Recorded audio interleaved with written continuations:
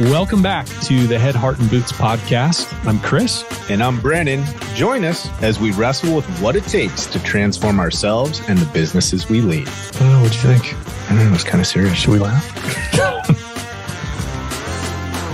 Well, Kevin, welcome to the show, man. I've been looking forward to this one. Thank you for being here. Man, I'm always honored. I mean, who doesn't like to talk about themselves, and share their ideas and have a good conversation with a couple awesome guys about things that matter. So it's a joy to be here. Oh, that's awesome, man. It's kind of a law of the universe. We all like to hear our own name and have people ask us questions. Yeah. I was thinking back in preparation for this, like, how do we know each other? Because it had to feel a little bit like, who's this Chris Nordike guy? How do I know this guy? What's going, John, I think John Bergquist. Oh, wow. Is our connecting point. Yeah. Gosh, that's interesting. I see his name on Strava.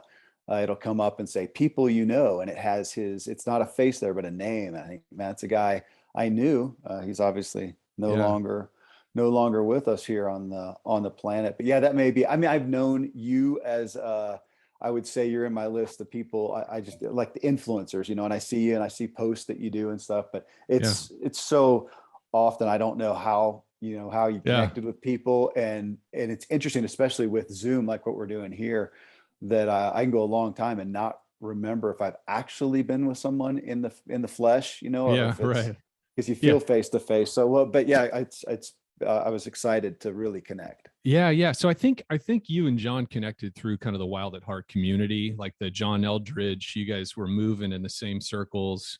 Yep, we had some mutual friends. I think it was John Dale, who actually works with Ransomed Heart now. And then I got to know, I think John Bergquist came out to one of my events when he first started working with Saddleback Leather Company a long time ago as well. So yeah, lots of overlapping relationships. That's funny, man. Well, and then of course, once I got introduced to you, I was following you on the social nets, and so your background is pretty eclectic, and I feel like I've been able to watch a little bit of it unfold. Your background as a professional cyclist, but then I guess the thing I latched onto and made me, started watching on a more regular basis when you were building your own home. How many years ago was that? 10 years ago? 13 to 14. That's what I'm sitting in right now. And it was a big deal. Yeah, it was. And it was cool because you kind of live blogged it, so to speak. I remember when you built that mill outside and you were cutting trees from your own yard and building tables and all kinds of beams and posts and all that kind of stuff. So it was as fast. You were very much a Renaissance man of sorts. You know what? I'll accept that, but or I should say, and as my good buddy Randy says, and not a but, and I had built a set of shelves before the house. So this was not something that I came into, and man, I had incredible people and I got to be a part of it. But yeah, my wife and I designed the house. I did the general contracting, and then I hired guys and then tried to work alongside them the best that I could. And it was an incredible experience. It really was. Yeah. Well, I think where I wanted to lead off with our time today was, we actually I literally wrote the show notes for a podcast we have coming up where we talk about, I was listening to Joe Rogan, and he was talking about how kickboxers rarely make it in the MMA. I don't know if maybe you heard this episode, but he was talking to, I forget who he was talking to actually, but they were talking about why kickboxers don't make it in the MMA. And it's because they are experts at striking. They're at the top of their game. A lot of them come from Japan. And very few of them make it big time in MMA because they can't, they don't have the ground game. They don't know how to wrestle, and they don't know jujitsu. Right. And very few of them get over that hurdle because it forces them to go from the very top of their game to being weak and unskilled. Yeah. Right. Like, and have you ever done jujitsu? Okay. So I did jujitsu. There's a feeling of helplessness, and you go in there as a fit person. And I imagine as a kickboxer, it's like going back to that helpless state of learning a brand new skill is really tough. Where I'm going with that is you went from being a sponsored professional mountain bike racer, and at one point transitioned, you left that. You're no longer a professional mountain biker. And I'm just curious what that transition was like for you, going from one skill set that you had highly developed, right, and was a business and source of income for you, to transitioning out of that and eventually moving into media and, you know, the different businesses and roles that you have now. What was that like, going from the top of your game into a new game?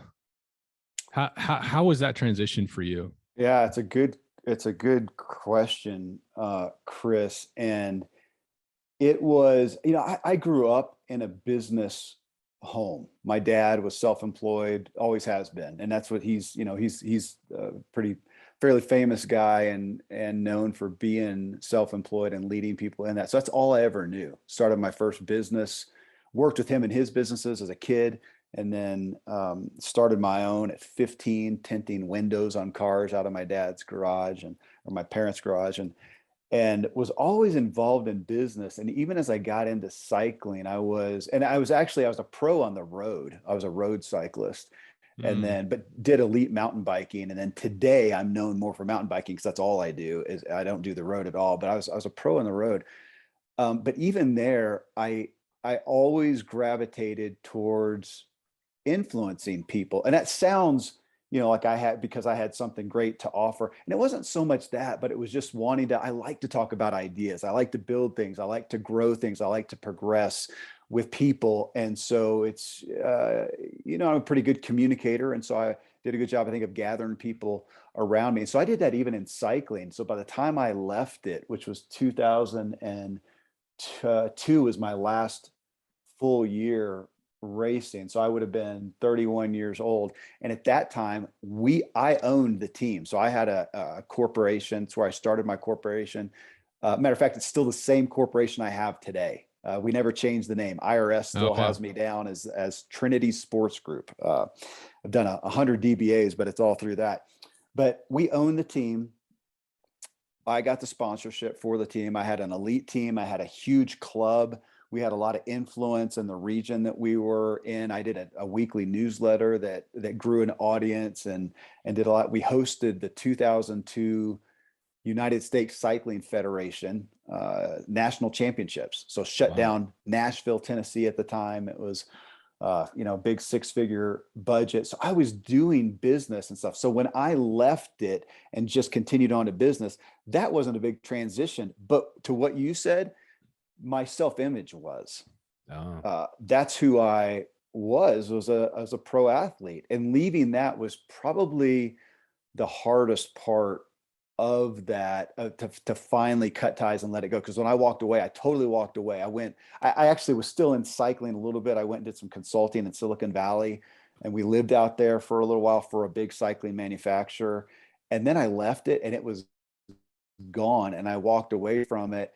And I think because it was so much of my self-image that then I left, I really left and forgot about cycling for a long time. And even as you're saying, your knowledge of me being a pro cyclist, a lot of people haven't known that for a couple decades. Because I don't feel like I did it decidedly, but my therapist would probably say there's a strong reason why I did. And it was because without my self-image attached to it, it was gone. And so my kids, my younger kids don't know me they've never seen me in a race. Whereas my older kids, they used to go to the races. So that was rebuilding my kind of figuring out my self-image was the big difference. Man, I see that with athletes, business people, whatnot. We get so wrapped up in what we do as to who we are. I mean, that's no news. It's nothing brilliant for me to say that. A lot of people have said that, but I still see it so starkly true.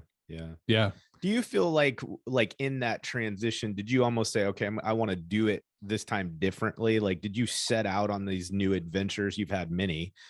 Did you set out though with this kind of perspective of, I don't know if I want to get that bought in or tie my identity that closely to that work? Or was that really even on the front of your mind? Brandon, I wish I was as self-aware enough to have had that thought. And I just wasn't. I've got a book coming out about drive. It's called What Drives You, coming out later this year. And I have had the fortune to always be driven, to always have something to look forward to. I've never had a day waking up where I wished I could just keep sleeping. I mean, that's a gift. It's not some, I literally don't claim anything because it was a privilege. It was stuff I was handed. I have no claim to that. I'm more and more grateful. However, part of my story and part of my book is I was driving, but I didn't know where the heck I was going. Tony, who's the old guy?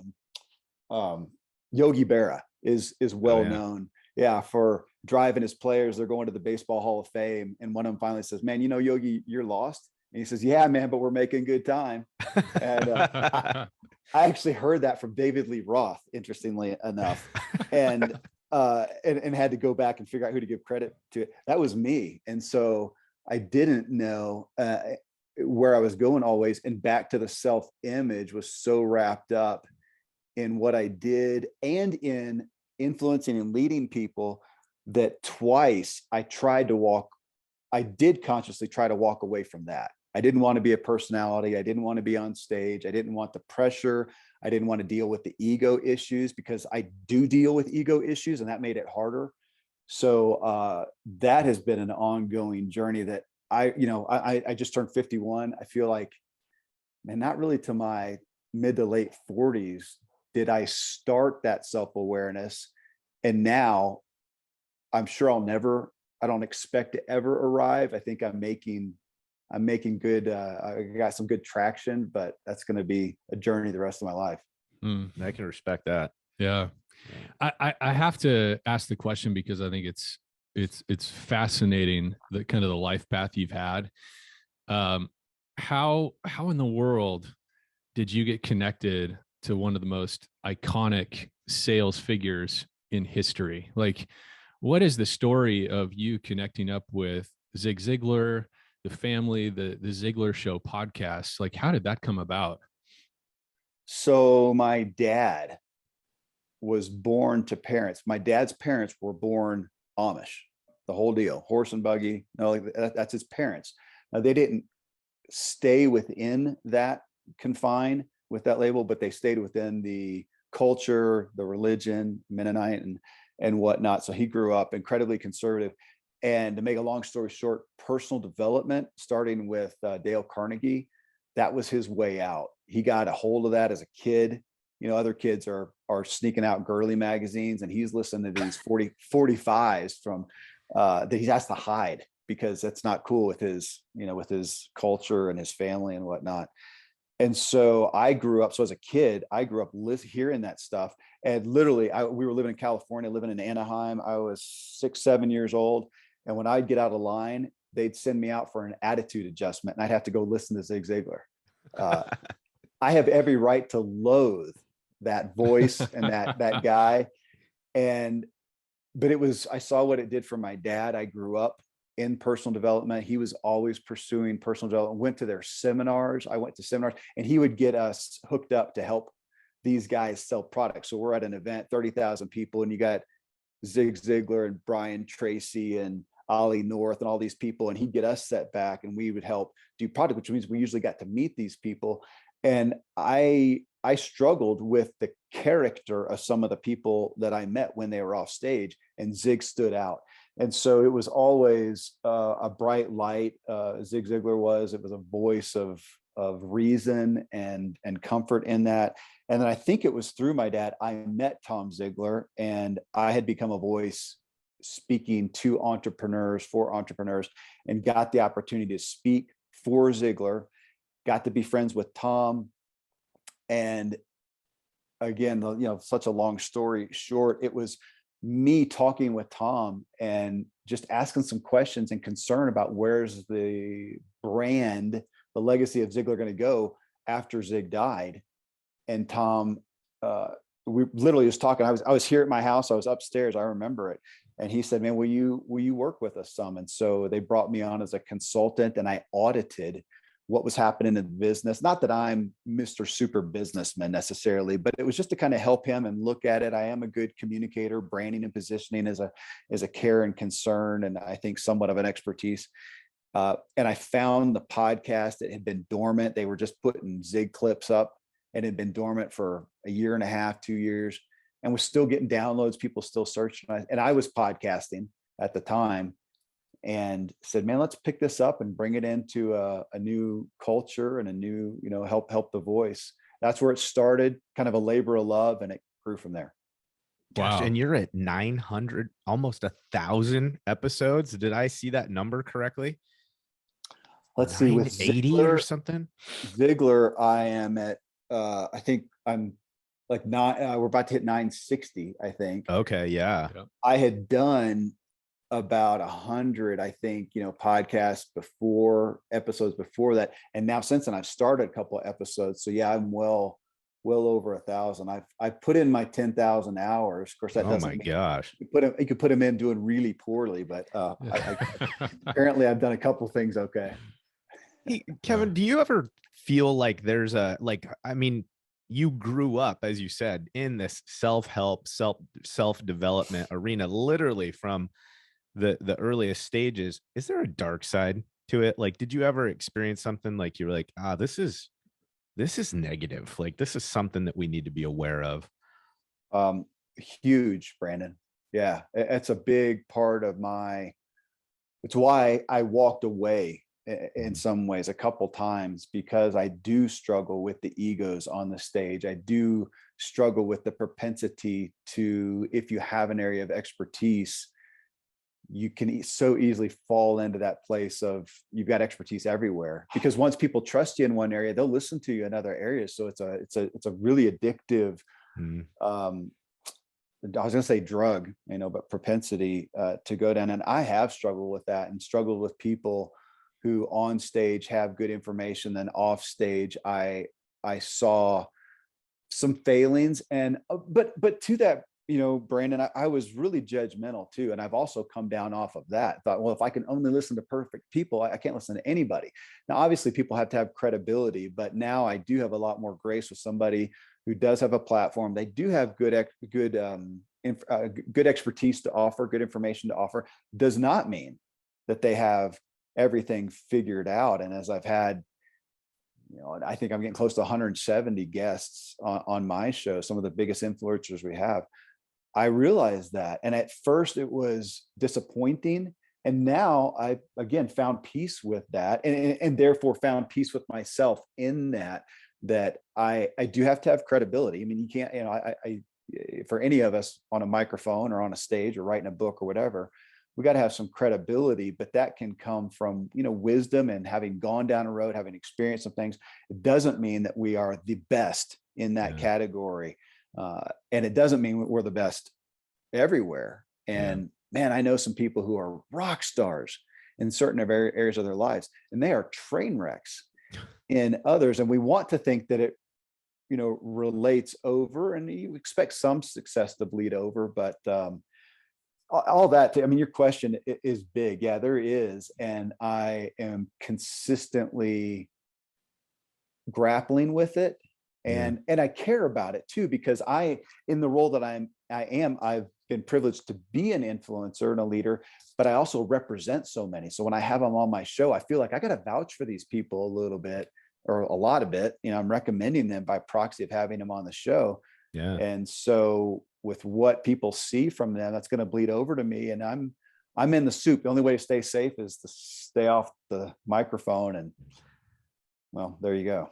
Yeah. So it's interesting, because now it's kind of come up a couple times with you already, and it's just this idea of you even saying, like, I wrestle with that ego component. What does that look like for you? Because in reality, like, you're a big influencer. Like, you've had amazing guests. Like, your voice is being heard in big ways. But a lot of the folks listening to this show they're running businesses, they're running smaller companies, right? But their voice is God's voice in their worlds. So all of us are struggling with this in some way, shape, or form. But where's that come out with you? What are the things that you have to tackle to keep that in check?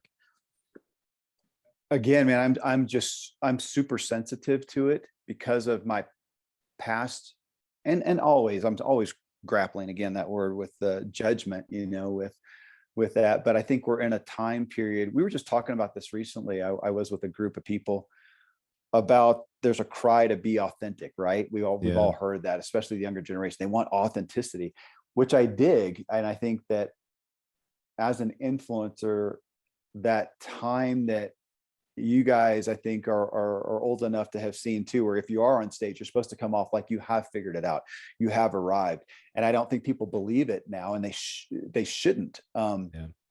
But how do you balance that, being authentic and humble and all that, with, again, having credibility? And, speaking to Zig Ziglar, he's a guy who did it so well. He's my icon for doing that, for being so humble and being very opinionated and very strong in his viewpoints and strong in his leading. He didn't back down from what he felt like was truth to a degree, for folks. And so I've literally been counseling people, other influencers. I coach other influencers a good bit, and saying a way to do that, the way I like to tackle it, is be very bold and upfront with what you're good at. This is what I'm good at. This is where I can help you. And this is where I can't. And, it sounds goofy. It's not like you want your bio to say, hey, I'm Kevin and I'm really good with here, and I really stink here. But to say it in the essence of, hey, if this is you, I can help you.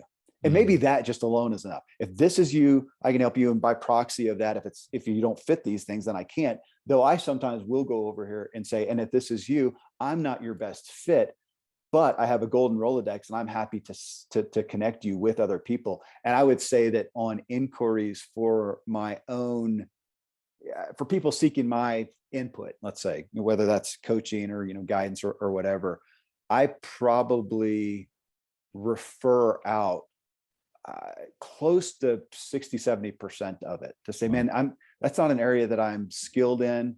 And what I'm also saying is, and I really just don't care to talk about that, to go down. I'm not good at it. I don't care about it, man. But here's somebody who's a rock star in it. Go with them. And so I'll take who I'm really good at. So I tend to answer that question that way. You've got to be confident and be upfront with what you're good at and have the chops to, but then say, I'm not the best over here, or even to the fact of there's just people who are better, period. Yeah. And I could help you a little bit. I can give you some counsel there, but I'm not the best. This person right here is a rock star. And I think honestly, my credibility goes up in doing that, as opposed to trying to help in areas where, even if I can offer some, it's just not what jazzes me. And that comes out. Yeah. Oh, I really respect that portion right there, is just trying to find the confidence in identifying, like, this is the space that I'm good at, that I'm excited about, that fires me up. And you know what, all these other categories, we're going to choose to stay away from it. And it's really hard. Like, I just get that imposter syndrome. So it's like anything, it feels like, oh, well, that'll add value, or I'll be able to show them that we're worthy of their time or whatever. It makes you want to chase every shiny object. So I really appreciate that, just that clarity surrounding, no, this is what I'm going to stick to, and I'm just going to continue to beat that same rhythm. I need to take that on advice. Yeah, it feels like there's and I wouldn't necessarily consider ourselves influencers, or that word is just so loaded, means different things to different people, but there's a pressure to feel like to be everything to everyone. I think when you break away from the corporate job or a specific kind of single line business, and you're doing this other type of thing with the podcast or consulting or coaching, is you want to say yes to everybody. And that's certainly been a thing that we've wrestled with as well. Oh yeah, hands down. So I got a question for you around this, though. I think it's a good follow-up. Is you've had all these iconic leaders. I mean, you've had, Charles Koch from the Koch brothers. You've had Donald Miller, Dan Pink, Patrick Lencioni, who's a favorite of ours, Dave Ramsey, Seth Godin. I mean, all of these people. Hal Elrod, by the way, I used to sell Cutco, and I sold Cutco around the same time that Hal did. What an incredible guy. Incredible story. The Miracle Morning. Yeah. Henry Cloud. So you've had Brian Buffini, like you've had all these iconic, really culture shapers, many of them. Yeah. What have been the moments of truth for you on this journey where you've been personally impacted by something they said or that you observed in relationship with them? But as you've built relationships, big and small ones, with presumably some of your guests, what have been those moments of truth for you that have actually changed you and have affected how you do life today? I like how you phrase the question, and I will give props to Hal Elrod. It was I got connected with my literary agents through him, so I have a special gratitude to Hal for that. Man, that one, it's really the people. I mean, everybody has a good message, or they wouldn't be on the show. And everybody has big followings that for the most part, that I have on the show. The ones that stand out are the ones that just make me think differently about something, which is interesting because that was some primary counsel I was given in regards to crafting a best-selling book, which my book's not even out. We'll see if it is, but that was one of them, is to not come off like you're the best. Like I have the best interest on drive, or the best information on drive and motivation. I can't claim that. I mean, Solomon said there's nothing new under the sun a long time ago, and I think it's still true, but there's new flavors, new perspectives. But I got some counsel on the book writing that resonated with me because it was the answer to the question you're asking as far as guests on the show. And they said, help people think differently about something. It's when you take a topic, and it doesn't mean you have to be contrarian, doesn't mean you have to come up with something. And I do see people go overboard with that. And I think, man, they're just they're going for shock value and being contrarian, just trying to get attention. It's not legitimate to me. And yet have some other ones who really made me think different. That's the ones that those are the ones that'll stand out. And sometimes I don't even know it until we do the show. I've read their book, I've looked at their stuff, and I'm asking questions. Man, I just like you guys, man, I love that I get to I'm paid to be a student. I'm paid to read somebody's awesome book and to go, okay, I got this question. Here it is. And I think other people do too. And apparently they have. And it'll come out. And take a guy like Ben Hardy. So I'm a fan of Ben, Dr. Benjamin Hardy. So the first book that I had him on about was Willpower Doesn't Work. The title alone is interesting because willpower, I'm thinking, man, are you kidding? That's my jam right there. I mean, that's how you be a pro cyclist, is you kill yourself and you don't quit and you don't back down. You give, over 100%. And so I was intrigued, and he's saying, man, willpower is finite. We think of it as infinite, but here's the proof, experientially at least, that it's finite. This is why in the morning, it's not so hard generally to withstand the donuts. But if they're sitting in the, in the cupboard at 10 a.m. when you're watching Netflix at night, your propensity to fall to that is so much because it's finite. And he goes through that, and it helped me think of it differently. And it was awesome. And here I am talking about him again. And he did that in the next book with Personality is Not Permanent, or Isn't Permanent. Same thing. He said, man, the way that we look at personality, I don't think rings true. Those are the people that have stuck. Shanti Feldhahn, I talk about her constantly. She wrote a book called The 30-Day Kindness Challenge. And she took kindness and said, we think about kindness that it's the right thing to do, right? It's altruistic. So I'm going to be kind to you guys. And because of that, hopefully you'll be kind to me. And that's kind of how we look at it. It's the right thing to do, and I'll get it back. And she's saying, man, you're kind because me being kind to you, regardless of how you reciprocate or not, it just benefits me. It just makes me a happier person. Oh, I didn't think about it. Totally different thought. So that's it. That's a message that I would love to give to people because I get about a book a day on average, close to a book a day. That's probably per business day, 5-6 books a week from agencies, from authors. So many of them are really good stories. People did amazing things, but so seldom is there really something to think differently on, that to really get my perspective and make me rethink something. And I think in this, going back to what you guys said, we're in this arena of personal development, self-help, whatnot. We often spout the same things, and I so often don't see them taking root. And I find that we've kind of confined it into a perspective that's really hard for people to digest. And I'm having fun with my book on taking to task some perspectives that I think I'm not sharing something new in the need for having goals, let's say, or being driven and having motives. But I think that it's not, I even see it in my own family and my own kids who are a lot of my muse. It doesn't take root. Let's talk about that. Now let's look at it differently. That's what stands out to me. I Yeah. love that. So this drive piece, I'm getting more and more curious about it. Obviously, with a professional, elite level professional sports background, I think discipline and drive. A lot of us can make the assumptions that's certainly something that you've gained skills in. but when you're kind of wrestling with this topic in preparation for this book, what's going on? What are those deep spaces where it's like, as you're wrestling with this, you're like, this is a new way to think about drive, or maybe some of those things where people have put it in this category of, I want more of it, I don't have it, this person's just overflowing with it. Like what's going on there? I guess just dissect that a little bit for us. Again, great question, Brandon. And there's two perspectives. One goes back to your question earlier about the dark side, of personal development and self-help. And this isn't fair. It's not a dark side. It's not fair. I don't feel like, but just like weight loss, man, weight loss is out there. There's a constant demand. There's always new stuff. I mean, has it really changed that much, the dynamics of it? And yet there's such a demand, and there's always something new out there. And yet here in America, we're fatter than ever. Okay. Ever. Just to focus on, and we're unhealthier than ever. Yeah.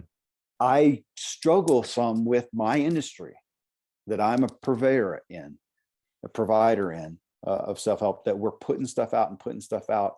And are we seeing cultural change? Are we really seeing people make change? And this is part of my own continual burden, or am I just positive entertainment? Now, again, I continue to find some peace with that, because if I'm not somewhat entertaining, nobody's going to listen. There does need to be a factor of interest and intrigue and whatnot. But are people changing? And I really even took that, to the point of your question, even to my own family and my own kids, and how do they, as my kids have gotten older and we're really talking about this stuff, I can't just spout it off. Yeah. They know me. They know and I'm looking at them, and that is to one of the questions you asked earlier. That's another thing that keeps me really grounded, knowing that whatever meme I'm putting out there, whatever topic I'm talking about, whatever, I'm going to come home and sit down with 5-10 family members who know me. And I do live in a glass house in that way. So it literally frames how I phrase things, of saying, can I make that claim, or is that, hypocritical? And you'll see that a lot in my shows and stuff, of saying, hey, this is something that's really important. I think it's a truth. I really struggle with following it. Let's talk about it, together. I'm on the path there as well. But are people changing? I mean, at the end of the day, are they really changing? Are we hearing this stuff and making change, or again, does it just kind of make us feel good and fluff our feathers a little bit? And again, it's not fair, because somebody can listen and not make a change for a decade, and it keeps the fires burning, and then finally it takes root. And I've been guilty of pressing people, and even myself, when they need to have their own process. So is it, so with regard to drive, is it something that we all are just wired with a certain amount of native drive, or is it something you can cultivate? Are there practices that you've discovered, or in your research you've uncovered, that like ways we can cultivate to increase our internal drive? Yeah, man, I have that question that you're asking, Chris, I have cited as the Holy Grail question for a long time. And I have asked so many of my guests during a show their thoughts on that. I remember asking Skip Pritchard. He's a guy, has a book and a following, and he has a story of growing up in a home where his parents brought in people off the streets to help. That was their ministry. And so he got to see people, and he talked about that. Here's guy A and guy B, look like twins as far as their upbringing, the bad story, the abuse, the neglect, the yada, yada, yada. Bring them into their home. And after so long, guy A changes his life. And he goes on, and he's the next success story. Other dude, no difference, man. He's there for a time, goes off. I asked him that. So what was it? What'd you see in him? Skip's like, man, I don't know. All those years, it's really hard. He kind of came back to some of them. I felt like maybe the ones who progressed had more of this is my paraphrasing, more of a prosperity mentality, not as much of a victim feeling as opposed to a scarcity. But then to answer your question with my book, am I coming out and claiming like, man, I found the formula? A little, and saying, can you cultivate it? And I see people, because I've gotten to see guy A and guy B on my show, or woman A, woman B on my show. And to see this person came from, it wasn't a real hard story, and here they are. This person came from a real hard story, and here they are in a similar place. And there seems to be, we all are influenced by the same factors: genetics, our upbringing, our environment after that, the culture that we're in and what we think we want, what the expectations are. Those exist for all of that. And out of that then comes what we think we want and whether that's authentic or not.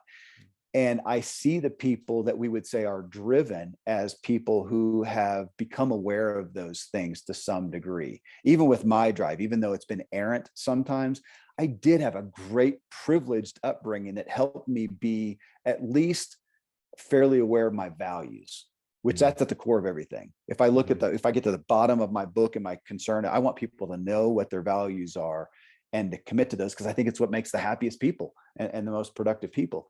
But to do that is a big deal, to be aware of all the things that influence our values. So that is what my book goes through, is say, here's the influencers, here's what you need to become aware of, and here's then how you can come out with the opportunity to be driven. And I do back to my aspect of thinking differently about things. That is a primary piece of me pulling people to think differently, because we do, and I feel very confident in this. We as a culture, myself, most people, we tend to think of gal A is driven, gal B is not, like they got it genetically. I don't know, for whatever, so we don't know, some reason they're driven and they're not. And I'm looking even again at my kids and going, they all have drive in them. And you look at every story and you see that it's not, this person had Ben Hardy, again, he's the lead story in my book, because his story is so, that came out in one of my shows, that he just said it in a sentence. And I made him come back on a show to talk about his own life story, because he had nothing. No, he would talk about the least driven, the least prospects for any possible hope. And then it changed, and it wasn't some big catalyst. It wasn't even a great story, which is why I use it as my first story, because it shows that the going from, not driven to driven, there's some things in there. Here's some ingredients, and it's not a supernatural thing, and you fell in a vat of chemicals and came out with superpowers. It makes a good story, but it's not the norm. And when we look at drive and what makes it up, and one person's driven, and we all have the ability for the drive in there. It's just putting the pieces together, and most people wait till it happens to them. And I think that you can happen to it. Oh, that's really interesting. I'm looking forward to. Yeah. I'm curious about what the values piece is. How does values, how do our personal values play into that drive, determination? What is that connection there for you? Is it about alignment? Like, if I understand if I have a keen understanding of what my personal values are, is it that propels me to align my actions with those things, and that creates the drive? Like, what is the values connection there?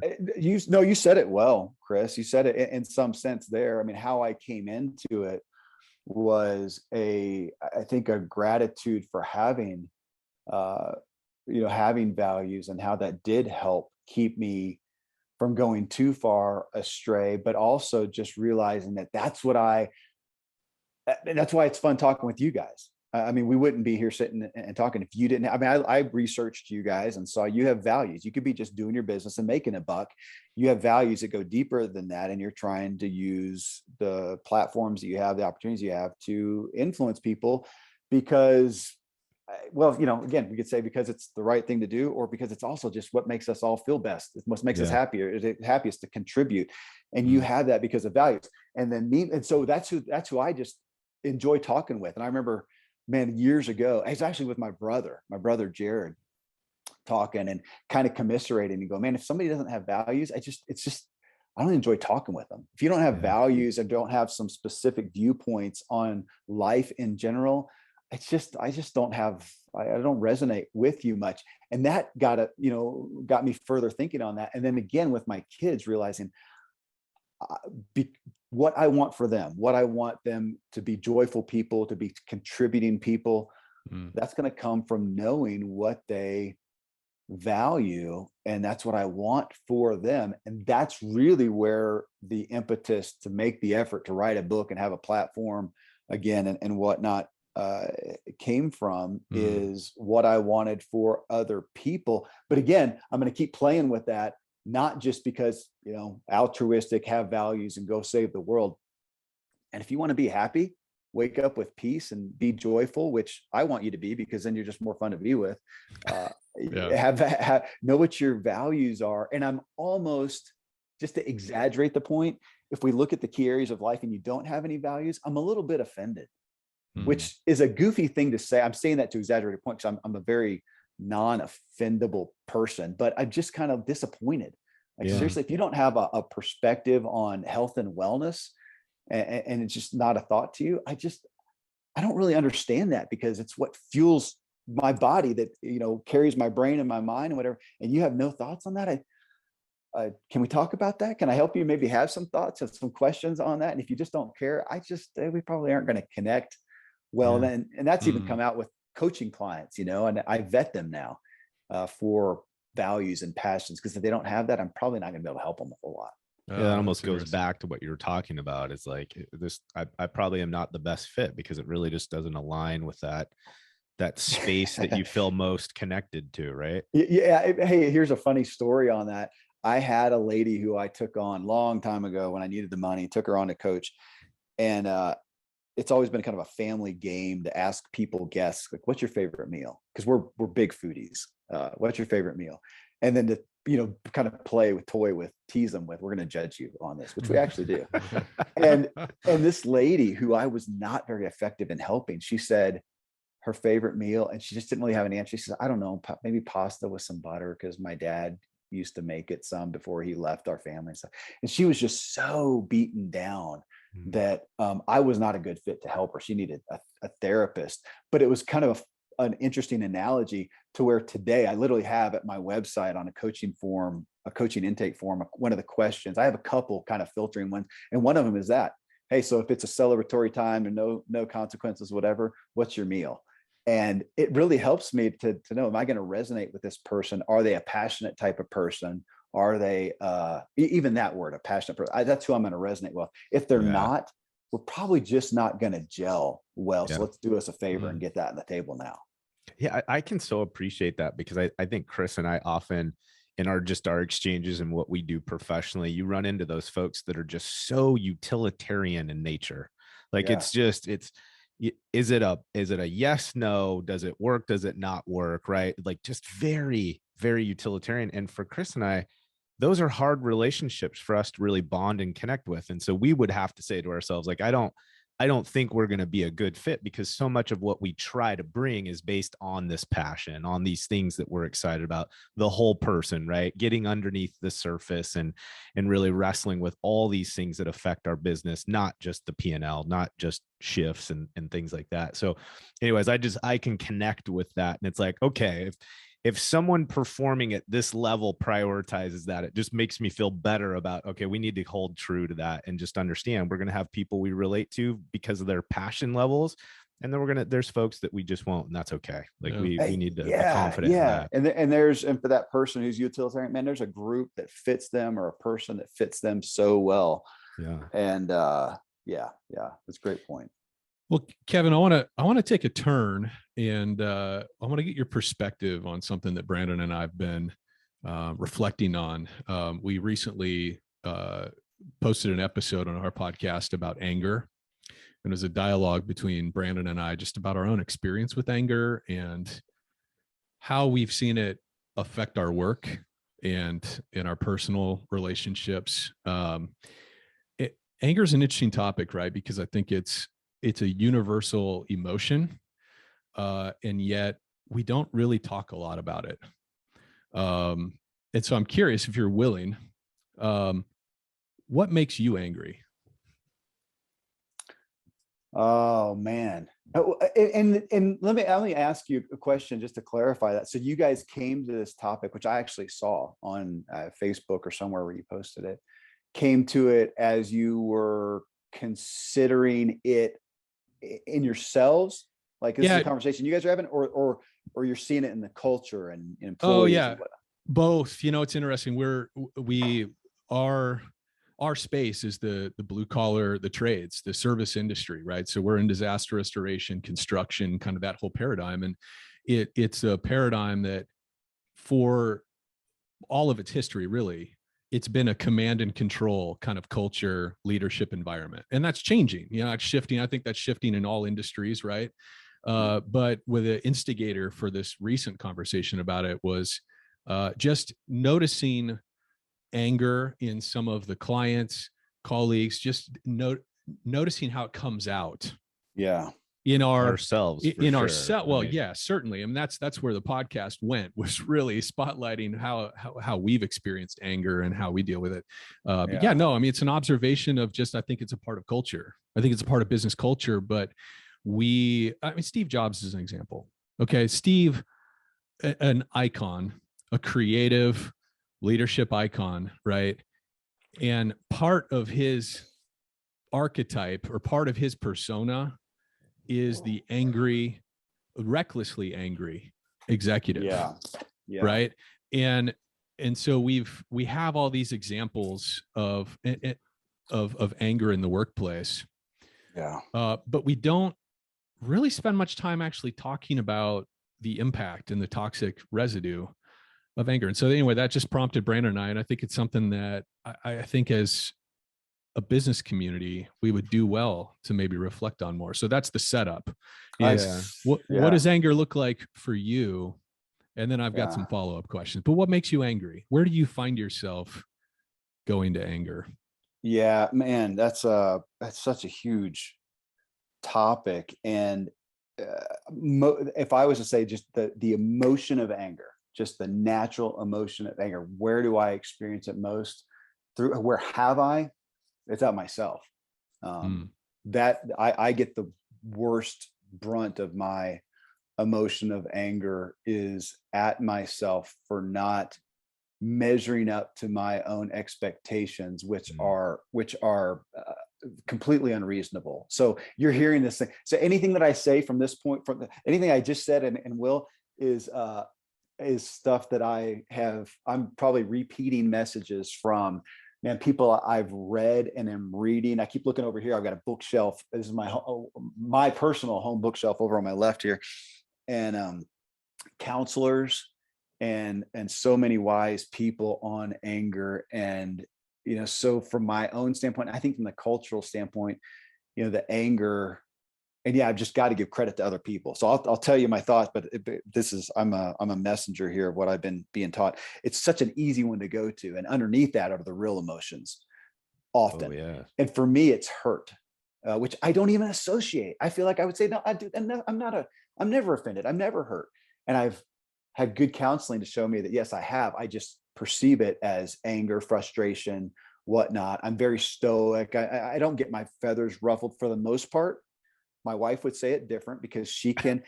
Honestly, though, in all seriousness, the other area where the most anger is my relationship with my wife, because she is the one person that I give power to. Yeah, I don't really any other people. So I don't. Well, cops pull me over for my latest driving infraction. I get angry. Well, presumably she knows you better than anybody else as well, right? She does. And in my, to a degree of unhealth, I am more needy from her, and she has the ability or I give her the ability to hurt me. And then that comes out as anger. So when she says something and I feel, again, my counselor will be smiling right now, and I feel humiliated. That's a big buzzword that I haven't touched. Never spoken that or thought that word until a few months ago. And when I did in a book that my counselor has me reading, oh my gosh, that's it. And my wife can say something. I feel humiliated and I am angry, but it's really, I'm hurt. I am hurt. Mm. If I knew how to cry anymore, I would. And what a buzzword is. So it comes out there, but the other, so that's, again, this is such a big topic. The other side too, that I thought of when you were given a little background on it, is I could be tempted to say that a lot of what I do vocationally, and even, here as we're talking, as a, to use that word, as a leader, influencer, whatever you want to call it, but somebody that I'm privileged to have some people who look to me for some guidance, is that I get angry with the culture, and I get angry with the flow of the culture that I see people succumbing to and submitting to and blindly following. But I don't really anymore, I don't think of it as anger as much as I call it a burden. I think about burden a lot. We talk so much about passions, do what you're passionate about, which I get that. And every day I'm going to do some things that I'm passionate about, but it may be going for a bike ride, and that's a passion. My work, I'm maybe thinking more of, I'm speaking to a burden that I see here that I want to help somebody or somebody's with. And so is that an anger? I mean, I do see some things happening out there, but it's hard to be angry without blame. And I find myself with less and less blame. Even we look out here at the culture and look at the marketplace and things going in a bad direction. Like people let's take Facebook. I was talking to somebody about Facebook who was complaining about it yesterday. And I thought, I mean, I get that, but from day one, Facebook existed to make a buck. Yeah. I've not been privy to, and I'm not trying to defend Facebook at all, but I've not heard them say, you know what, we are next to Gandhi and Mother Teresa in our efforts to serve humanity. I haven't seen that. I don't think that's in the corporate documents. I mean, the people who invest in Facebook want them to make a buck, and they do that by getting our attention. So they're just doing what they say they're supposed to do. And if I don't like what they do, how they do it, and what information of mine they're sharing, then get off.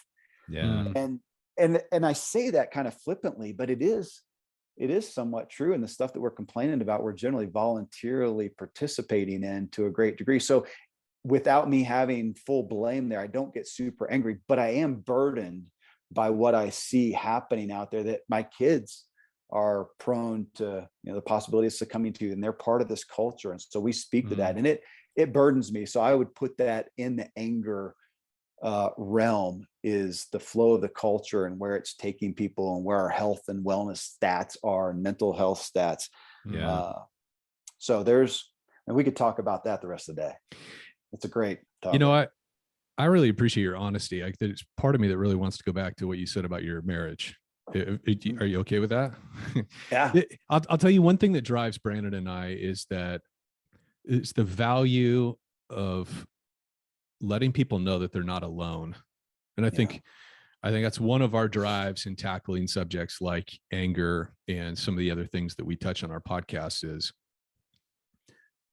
it's something that all of us feel, but we don't necessarily feel licensed to talk about it. And so when we don't talk about these things, right, we can feel really isolated. I think that's a really common feeling for business owners in particular, because they spend most of their working life in some form investing their energy into their people. And it can be a real isolated feeling. And Absolutely. so I appreciate you being really honest about your experience and the counseling that you've undertook, because there's a lot of people out there that struggle with anger. They're struggling in their marriage, and they feel like their unique experience is just that they're alone in it. And so when we talk about this stuff, I think there's it's encouraging to me actually to hear that, oh, wow, you have struggles with your marriage.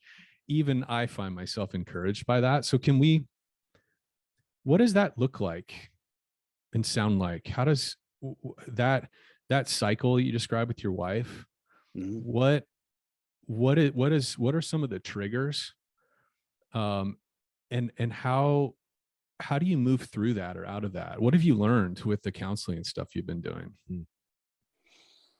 Man, the triggers first, and then what do you do?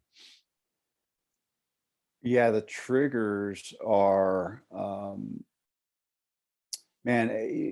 is having, again, back to, I talked before about cycling being a part of my identity. My marriage has been a part of my identity. My being a father to, we have a big family, a lot of kids, has been a part of that. And then, again, when you've got an area of expertise, you're kind of expected to have that everywhere. And then the crap hits the fan somewhere, and you can either, I see a lot of people go south with that and go, well, I just feel discredited completely. So I have nothing to offer anybody. I'm gone. I'm just, and we discount ourselves completely. And back to, we're overlapping a lot, back to the grace that I'm finding for people to have areas of expertise.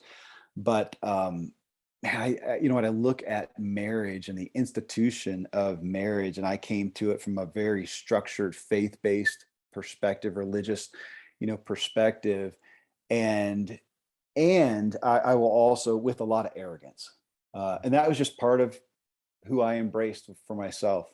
There's a lot of arrogance and overconfidence and uncoachability. And I did that in my marriage. And we're at about 28 years now. Wow. And all of a sudden finding that we're almost like a burnout to some of the dysfunction and the codependence. And I had this, you're asking at an interesting time. I had a perspective. I think I was on a bike ride weeks ago, and of codependent, of what my wife and I did coming together. We came together not whole, not real aware, not like you can't, if only perfect people can come together and get married, nobody can, but right. we came together to really support some needs that we had that we shouldn't have been looking at towards each other. And so I had this perspective of, instead of, it was, oh no, I'll tell you what tipped it off. It was a Zig Ziglar message. So I was prepping a show and taking a clip from him, and he's talking about the stat that he's just referencing of, one horse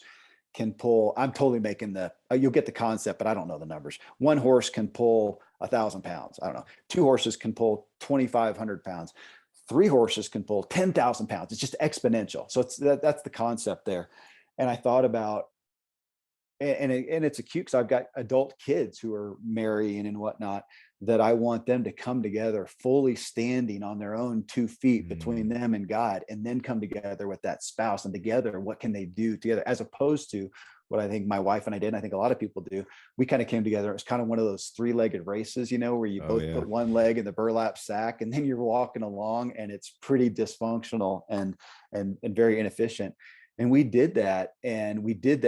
And even though we felt like we were focusing on our marriage, because we spent a lot of time together and a lot of relationship focus, we were pretty much just trying to pull things together, pull the family, pull the businesses, go do things, save the world, adopt kids. We've done everything, and not really looking at each other. And you get to a point of in ill health, and I would even say some immaturity, if you don't change things and audit them ahead of time.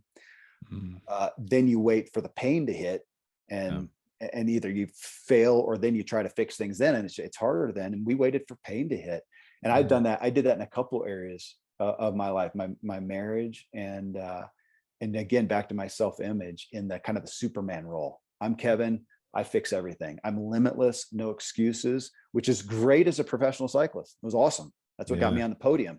I took that into every other arena. Well, and I could say it works in business to some degree too, but relationships, not so well. And it didn't work with my relationship with myself. And then it didn't work with my relationship with my wife. It didn't work with my relationship with my kids. And so I've been unpacking some of that for years now, starting with myself, then my kids, and then my marriage. And so now here we are, growing individually and going, okay, we've got to come together. We're different people and figuring ourselves out. Now we got to come together and figure out a different relationship. It's hard to do after 28 years, but it's doable. Yeah, I can respect that. Oh man, my wife and I just hit 25 years, and it's man, I wear it proudly. That's a badge of honor. I think when folks have worked through what it takes to get to that many years of marriage and still have enjoyment and hope for the future of that relationship, right? It's well, thanks for the caveat. And still, well, seriously, and still have joy and whatever, because I'm gonna have to be I was privy to a celebration of a very long-term marriage, and I struggled with it because they were good at endurance. They'd been good cyclists. They endured a lot of years of misery, together. Yeah. And it was hard for me to celebrate that, as opposed to what you said, to have that time and still have enjoyment. That's the caveat, because especially coming from the religious structure that I have, there's a lot of people that stuck together for that, and they stuck together in misery. And I finally realized I don't know if there's a whole lot of kudos just for the commitment, because committing to something, and that's not hard for me. If the goal is exercise every single day and only eat XYZ, I've proven that I can do that. I don't enjoy it. Doesn't make Kevin a happy guy. I'm better if I have permission to, ebb and flow, and I find more peace and joy. And as I've given myself more permission to not, exercise, for instance, I don't even think about it as exercise now. It's playtime, and I keep setting PRs. It's interesting to watch and consider. Yeah, that might be a whole nother book, my friend. We may be waiting for that to come out too. Yeah, right. There's so many books. You guys write it. I have the ideas so often, and they're better served for other people to write those things. Kevin, I appreciate you sharing about this marriage piece, because I just think so many of us are in sort of we inevitably, I think all of us go through that stage of life. My wife and I are coming up on 20 years in March. And I really relate to what you're saying. So I have a hypothesis, and I want to see if this matches your experience. I think as business owners, many of us, we have all these points of affirmation. And I imagine this was true when you were cycling as well. We have these external points of affirmation, people telling us we're awesome. If you're standing at the top of the podium, you're awesome at cycling, right? There's this, and it's so easy for that to become the identity of, I'm a really smart business person. My customers like me, right? I have billboards up on the highway. I have trucks with my name on them running around, Timbuktu. People respect me and think I'm successful. And then we come home, and of course, all people are really seeing is what we're allowing them to see. Yeah. But we get that praise. Then we go home to our spouse, who knows us better than anybody. And at times they're not impressed. Yeah. They're not impressed. So we have all these points of affirmation, people that do what we tell them to do, that employees that work for us, and customers that love us, all that kind of stuff. Then we go home to our spouse, and they're not necessarily impressed with what we're bringing as a husband or as a father or whatever. And there's that moment of embarrassment or shame or humiliation. I don't know what happens, but for me, that was a real serious anger cycle for me. Yeah. And I felt like I was hearing some of that dynamic, right? Where it's this conflict of who everybody else says I am, and this question in my mind, am I everything that people have me cracked up to be? And then the spouse has the real answer, which is, you know what? I could use a little more help around the house, or you know what? You've been absent. I'm not as impressed with you. Yeah. Dude, I may go a little tad different direction, because what you're talking about is huge. But it was also, when we're back to the beginning of the interview here, of talking about my own struggles with the egos and the people on stage who are, lauded for this expertise, and they made $1 million. And yet then I'm seeing the background scenes and seeing, some issues, character issues and relationship issues that I was very judgmental about. And some of that may be valid or whatnot. But to your specific thing, what happened as a result of that is I was hyper aware of that, and hyper aware of going out here and winning the race, or making money, or, doing whatever. And then it not lining up at home. And again, I was super sensitive, really judgmental. And so I took a dramatic amount of pressure home, and literally said this as a statement to my wife and to some other people of, hey, I don't care what some dude's done success wise. You want to show me the measure of him, is show me his relationship and the status of his wife, in essence, and his family. Okay, but hold on there, because what that did for me though is it put way more pressure than I was capable of, and I felt responsible. Now I'm responsible for making sure my wife is ecstatic with me, with life, that my kids are doing great, because I'm not going to be the guy up on stage if it doesn't show up on home. And so I took on the role of responsibility for their behavior, their success. their outcomes, which is impossible. And I reached a point, and I mean, literally, it was an acute moment in life right out there in my driveway where I came to my end, and I can't, and we know anybody who's, been in psychology. I mean, can you be responsible for somebody else's behavior? No, it's a death knell. Oh my gosh. So I took this issue that you just brought up and took that home, and the pressure that I put on for everything to be okay and to be successful at home. And not that we haven't had, some successes at home and successes in our relationship, but man, that really changed my paradigm too, and looking at, and that's not feasible. And also experiencing some people, men and women, who had success in different areas of life and had struggles in their relationship, and realized, man, I can't just pin all that on them. I've had men and women whose spouses literally just went south. I mean, they just went off the reservation, and so I'm going to blame them and discredit their success. You hear, I did that with, I'm not going to name the person because it would be, but a big name person whose marriage was a big focal point of their platform. And then they had a big failing, and I could not have judged them more harshly. And I'm glad I didn't speak out about them publicly, because I would need to go publicly apologize. Maybe I should still anyways too, because that wasn't fair. It wasn't fair. Now, again, there's a tension in there, because when you see the person who's up on stage, especially if they're espousing relationship stuff like that, and over here they're having, an affair a day. I mean, come on. So there's a balance there. But man, I took that issue that you brought up there, Chris, was really aware of it, and took it in a very unhealthy direction as well, and had, again, expectations that weren't, took on responsibilities I had no business taking on. That's fair and really honest. Yeah, we're in deep water now. I know, man, I love it. Took you into the deep end. Yeah.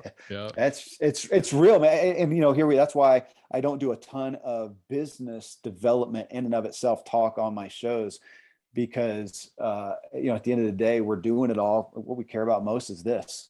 And this is what's affecting us. So if I was having, if we were having, coffee or dinner, or every Friday I meet with a group of guys, and kind of the focal point is, okay, man, what's paramount right now? And it may be a business deal. It may be a business, issue. I don't know what the percentage is. Maybe less than half the time do we actually talk about something there. Most of the time it's parenting, marriage, health, self-image. I'm in a Christian men's, I'm part of a group of some big name influencers. It's kind of a private group. They get together once a week via Zoom or whatnot, and it's supposed to be about business. And again, half the time or more, it ends up being, they're talking about the issues in their marriage, parenting, and health. And those are paramount, because and they're getting so acute with some of these guys. Again, these are Christian, successful businessmen. Some of those areas are so acute, their business is that close to being wrecked. Wow. Yeah. No. It's interesting. Again, we said about this earlier. We want to be really cautious of your time, Kevin. We really appreciate you hanging with us. So, and I have to just say, I love it when guys like you, and you've been so humble. I think we just looked at a count a couple minutes before we got on the show with you, and you're at like 52 million downloads. So when you, I think a couple times you said, I have a couple people that listen to me. So just for context, for those listening to the show, 52 million and counting is pretty impressive. So I want to say I appreciate your voice though, Kevin, because it's not the polish. It's not the show. There's a ton of humility in it. There's a ton of real perspective in it. And it is missional in nature. You can hear it. I've caught your shows. We've listened to content that you've created in partnership with Tom, and there is a lot of depth. Chris and I make this joke commonly, that how often we see that duck on the surface of the water, right? And everything just looks chill. Everything's very smooth, and underneath the surface, those feet are just going. And so I appreciate your willingness to go there, your honesty, your humility in that, as you talk about your real struggles when you just continue to be at the top of your game. So I think it's important for all of us to hear that balance of humility and just being real with these things, because they change our lives when we're honest about it, and we can be aware Man, of their impact, Yeah. totally. And I appreciate that. And, to what you talked about, Chris, and being isolated in our businesses, that's always been I've seen that as a death sentence for so many. I'm going to say guys. I mean, I hang out with guys, for the most part, and businessmen, more so than women. So there's my context, and to see them, and when there's no accountability, it's so devastating. And so I have sought that, and I've created a life where, I mean, I do these shows, and I've got kids. I've got my adult kids. I got some of them who listen to every show, and I've got my daughter. I've got one of my daughters who does produce or does some of the production and posts all my social media. I literally gave her a quote the other day, and she says, "You didn't say that." I really think I did. She says, "There's no way. I've heard that before." Okay, let's go search it. And so talk about, talk about being in a glass house. And so, to hear you guys ask me a question about marriage, well, what am I going to do? Because somebody who knows me is going to hear, and I've got enough people in my life who, thank goodness, who know the reality. So the call to my own, authenticity is high. And I think it's such a great thing. I appreciate that glass house aspect of our culture with social media. And I hope that I keep calling people more and more to, to relationships and groups and being in cahoots with people, because it's so beneficial and it helps us confront our realities. Yeah, man. So true. Well, okay, so I want to wrap up with just making sure we did a solid introduction to the work that you do, so that people can connect to you, because I really wanted to introduce you to our industry. And I think one of the things that kind of triggered that for me was I've been watching you over the last 6 months, and I don't know if this matches up with just something you're specifically feeling like you're in a certain season, but I've watched, I feel like I've been watching you evolve in a special new way over the last 6 months. I think some of the questions or posts you've done about your faith have seemed like they're kind of evolving to a degree.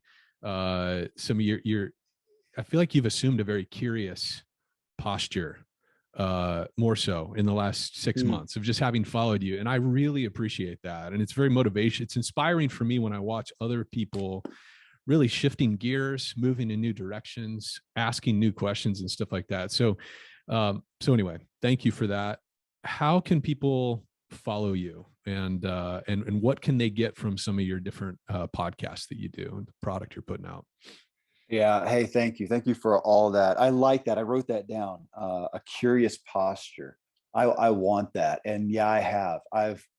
Again, we could do another show just on that. And I have not done away with, go back to values. Yeah. My values are still there. How I see them, I've confined a lot of those. And so I'm having fun talking with people on the microphone, in my members community, in my small groups, and my home, and deconstructing some of the confines of those values, still holding true to the values, but let's look at them in a broader way that serves people better. And we're back to the burden, I feel. And I think we put a lot of the values that are true in confines that aren't working for people, aren't working in the current culture. And so thank you. I like that curious posture. I may use that as well. Most everything I've got at this point, I've tried to put at kevinmiller.co is my website. So the shows kind of live there. Social media. So that's the easy one. So from a podcast, as people listen, call to action and place to go, it's kevinmiller.co.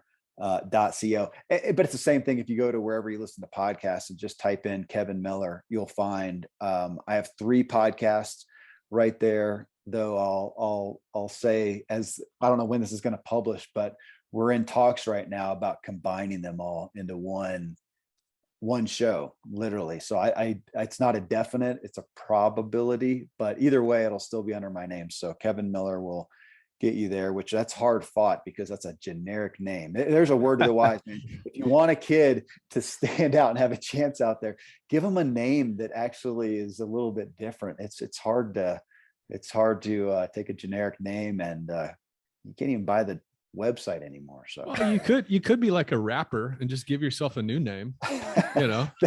that would, but my kids have played with that for sure. It's always an option, you know. It's always maybe so. We it's funny, we did make an effort to, we don't have crazy kid names, but some that are a little different enough to where, yeah, maybe they can buy their website someday, or you can find them if you search for them. That's not funny. Yeah. Well, Kevin, man, this has been really great. And I know you're single dad in it because your wife's working on a project and you got 6 kids at home. Thank you for making time with us, and be excited to just watch and continue to enjoy your work. So right on. And it's been a gift, literally great to connect with you guys. And thanks for the honor of posing the questions and having the conversation. I feel like sometimes I learn as much or more when I'm being asked these questions as when I'm asking others questions, and you make me think of stuff. And man, so thanks. This is therapy. So I appreciate it. hey, now, oh, we'll take that. All right. Yeah. Same here. Invoice me. Yeah. Yeah. Right.